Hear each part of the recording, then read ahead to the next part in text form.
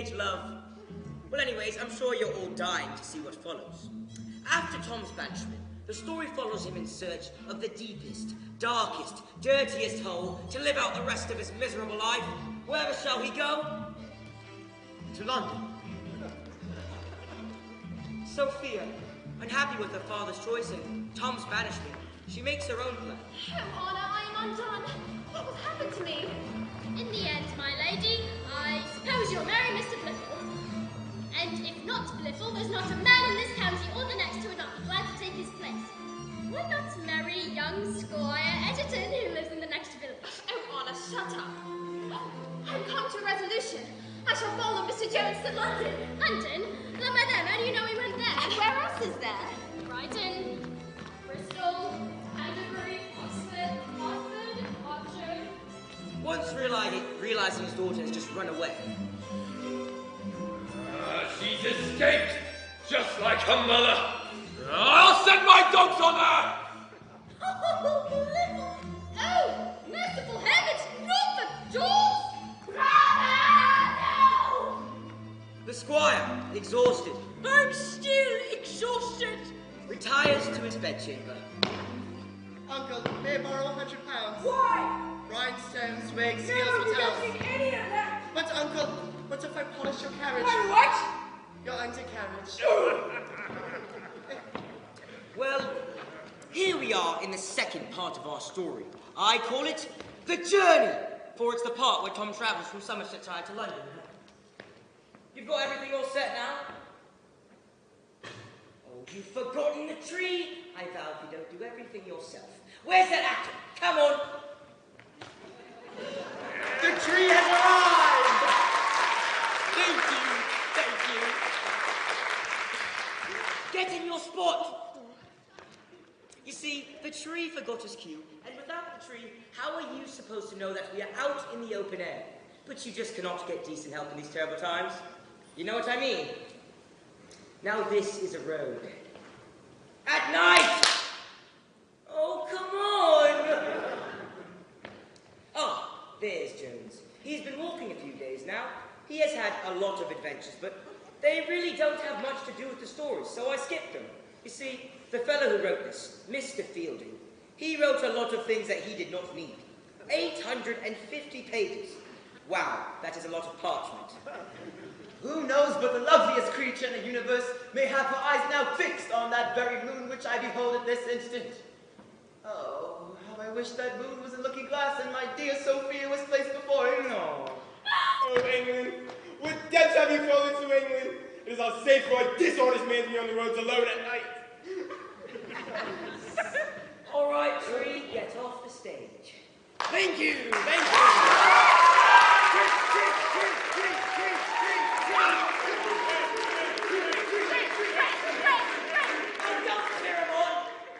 Get off the stage! Partridge!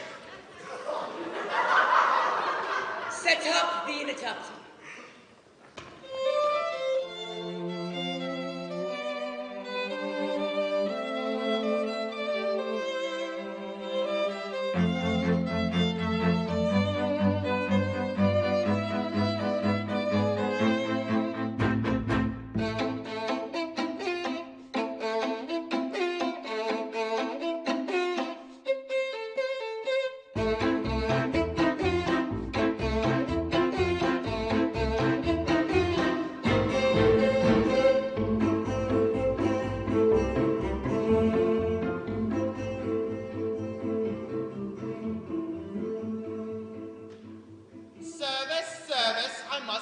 dinner at once. All right. I'm a circuit judge, and there's a courtroom full of criminals awaiting me in London. I can delay no longer. All right. Now this is the dining room of the Inn at Upton. Pretty, isn't it? I designed it myself. And here, these are the doors that lead to the sleeping chambers. Well, anyway, the Inn at Upton and its gracious landlady, Mrs. Whitefield.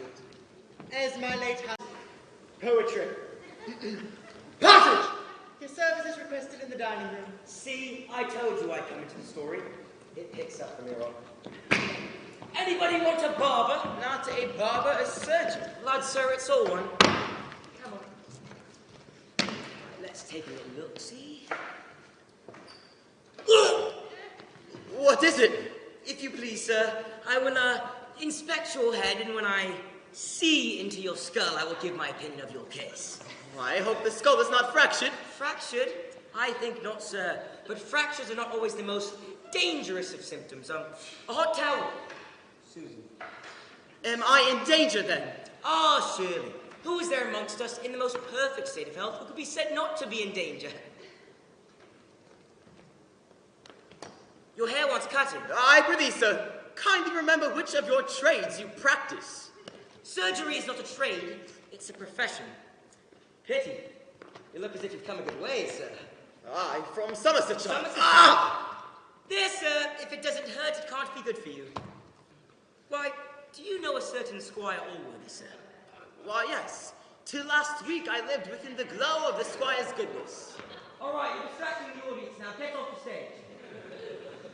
I remember the squire's goodness, but pardon me, sir, for my inquisitiveness, but can you tell me your name?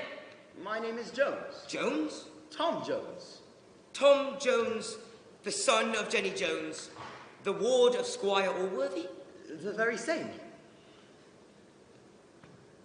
Have you ever heard of one Partridge, reputed by many to be the friend of Jenny Jones? Indeed I have. I am that Partridge! You? Partridge? Father! Oh, nay, I pray thee, sir! Set me free! I have not that great honor. I absolve you of all filial duty. You are no son of mine. But I've always thought. And many thought the same, but I was only a friend of Jenny Jones. I taught her Greek and Latin. What need does a serving girl have of Greek and Latin? That's what they all asked. But then who is my father? Well, only God or Jenny Jones can answer that. But I've suffered as many cruelties as though I were indeed your father. Poor barber surgeon.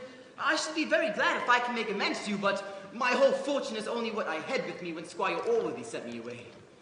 I go now to London to sink into oblivion and forget the dearest, sweetest girl a man ever knew. Miss Sophia Weston. Oh, please, sir. Let me attend you in this expedition to London. I want nothing but to leave this place and to travel with a man such as yourself. It would be an honor to be your servant. I have nothing to offer, but you are welcome to share my poverty, and I shall be the richer for your company. Thank you, sir. I'll fetch my belongings in return. But what's about my head? Will you not bandage it? Oh, no, sir. Let the air get to it. Let the wound breathe. It's nature's way. I'm very fatigued and would prefer to sup in my room if that is convenient. Susan will fetch you a tray. Prithee, and inquire whether the young gentleman whom I arrived will join me. Your servant, madam. My lady begs you'll attend to her at supper. She is in the first room in the passage. A lady, eh? Just some poor wretch whose life I saved along the way.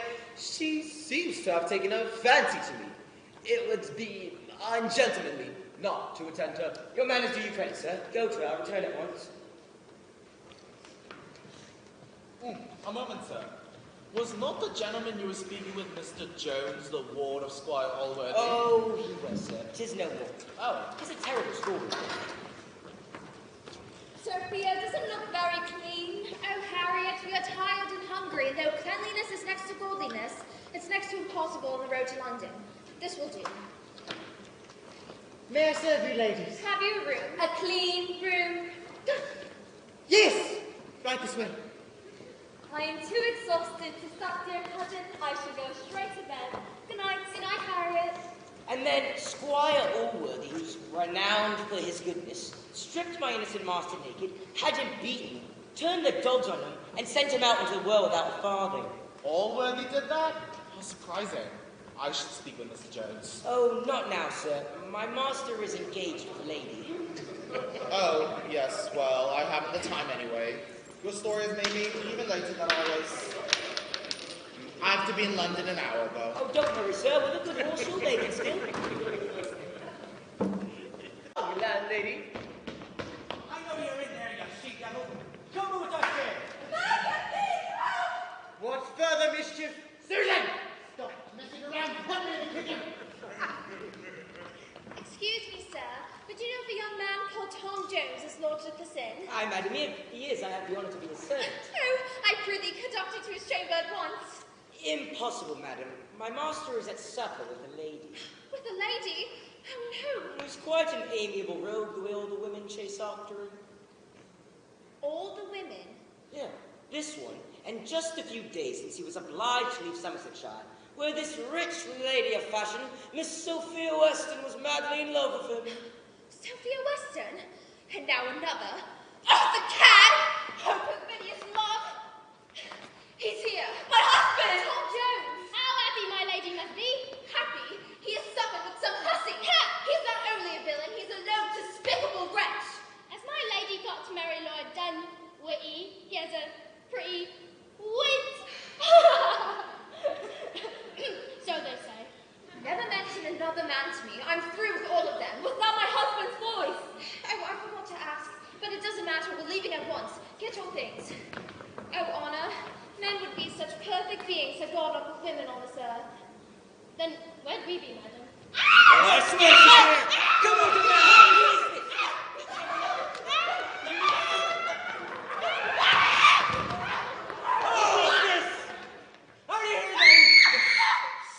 Your servant, ladies. Oh, my man.